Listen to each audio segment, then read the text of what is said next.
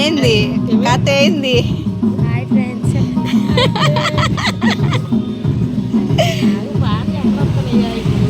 బార్లు అలవాటు ఉందిగా. చూడు చూడా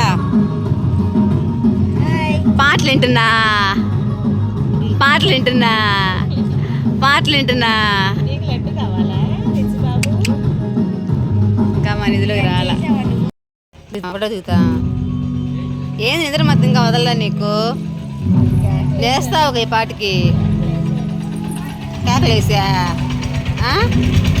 ఓయ్